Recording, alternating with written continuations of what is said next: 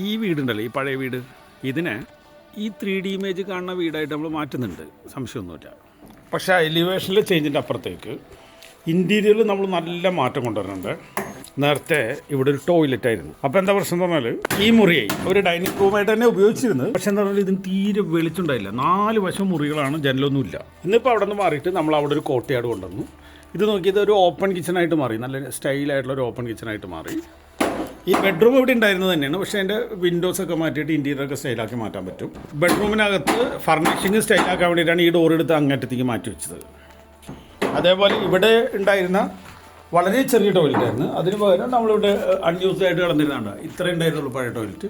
Unused ആയിട്ട് കിടന്നിരുന്ന space എല്ലാം കൂടി ചേർത്തിട്ട് വെറ്റ് ഏരിയയും ഡ്രൈ ഏരിയ ഒക്കെ തിരിച്ചിട്ടുള്ള നല്ല സ്റ്റൈൽ ടോയ്ലറ്റ് ഉണ്ടാക്കിയിട്ടുണ്ട്. ഞാൻ പറയല്ല, കിച്ചൺ നമ്മൾ നന്നായിട്ട് ഫർണിഷ് ചെയ്യാവുന്ന തരത്തിൽ എന്ന് പറഞ്ഞാൽ 3 സൈഡാണ്. ഈ സൈഡിൽ കൗണ്ടർ വരും, ആ സൈഡിൽ കൗണ്ടർ വരും, ഇവിടെ ബ്രേക്ക്ഫാസ്റ്റ് കൗണ്ടർ വരും, അപ്പുറത്ത് ഡൈനിങ് സ്പേസാണ്. ഡൈനിങ് സ്പേസും കിച്ചണും തമ്മിൽ നല്ല കണക്ഷനുള്ള നല്ല സ്റ്റൈലായിട്ടുള്ള ഓപ്പൺ കിച്ചൺ ഇവിടെ കൊടുക്കുന്നുണ്ട്. അതേ സമയത്ത് തന്നെ ഡ്രോയിങ് റൂമിൽ നിന്ന് ആരും തന്നെ ഇങ്ങോട്ട് കാണുകയില്ല. ആ ലിവിങ് സ്പേസിൻ്റെ എക്സ്റ്റൻഷനായിട്ട് തന്നെ നമ്മൾ കോട്ടയാടും കൊടുക്കുന്നുണ്ട്.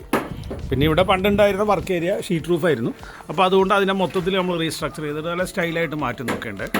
ഫസ്റ്റ് ഫ്ലോറിൽ അവർക്ക് ഇവിടെ ഒരു ബെഡ്റൂം ഉണ്ടായിരുന്നു, പക്ഷേ അതിന് ടോയ്ലറ്റ് ഉണ്ടായില്ല. അപ്പോൾ എന്താ ചെയ്തതെന്ന് പറഞ്ഞാൽ ഇവിടെ ഒരു ബാൽക്കണി ഉണ്ടായിരുന്നു. ബാൽക്കണി അൺയൂസ്ഡ് ആയിട്ട് പൊടി പിടിച്ച് കിടക്കിയിരുന്നു. അപ്പോൾ അതിന് നമ്മളൊരു ടോയ്ലറ്റായിട്ട് മാറ്റിയ സമയത്ത് എലിവേഷനിൽ ഭംഗി ഉണ്ടാകാൻ വേണ്ടിയിട്ട് ഇവിടെ ജനലൊക്കെ കൊടുത്തിട്ട് ഇവിടെ നമ്മൾ നല്ലൊരു ഡ്രസ്സ് റൂം കൂടി കൊടുത്തിട്ടുണ്ട്. നേരത്തെ ഈ ടെറസ് ഏരിയയിലേക്ക് വരാൻ വേണ്ടിയിട്ട് ഇങ്ങനെ ഒരു ബ്രിഡ്ജൊക്കെ കൊടുത്ത് വളരെ കഷ്ടപ്പെട്ടിട്ട് ആ ബാൽക്കണി കൂടെയാണ് ആക്സസ് ഉണ്ടായിരുന്നത്. അത് വളരെ സിമ്പിളായിട്ട് സ്റ്റെയർ കേസിൻ്റെ കയറി വരുന്ന ആ ഭാഗത്ത് നിന്ന് തന്നെ അങ്ങ് കൊടുത്തിട്ടുണ്ട്. നിങ്ങളൊന്ന് ആലോചിച്ച് നോക്കിയേ, പണ്ട് കാലത്ത് ഹോളോ ബ്ലോക്ക് വെച്ച് പണിതിരുന്ന സ്ട്രക്ചറാണ്. ഇത്തരത്തിലുള്ള ഒരു സ്ട്രക്ചറിൻ്റെ അകത്താണ് നമ്മൾ ഓപ്പൺ കിച്ചൺ ഉണ്ടാക്കാൻ വേണ്ടിയിട്ട് ഇവിടെ ഉണ്ടായിരുന്ന ഒരു വോളം പൊളിച്ച് കളഞ്ഞത്. ആ വോളിൻ്റെ തൊട്ട് ചേർന്ന് തന്നെ വേറൊരു വോളും കൂടി പൊളിച്ച് കളയേണ്ടി വന്നു. എന്താ പറഞ്ഞാൽ ഇവിടെ ഉണ്ടായിരുന്ന ടോയ്ലറ്റ് മാറ്റിയിട്ട് അവിടെ കോട്ടയായിട്ട് കൊണ്ടുവരാൻ വേണ്ടിയിട്ട് ഹോളോ ബ്ലോക്കിൻ്റെ മതിലുമ്പോൾ കൊണ്ടുവന്നിട്ട് നമുക്ക് ഐ ബീമൊന്നും സപ്പോർട്ട് ചെയ്യാൻ പറ്റില്ല.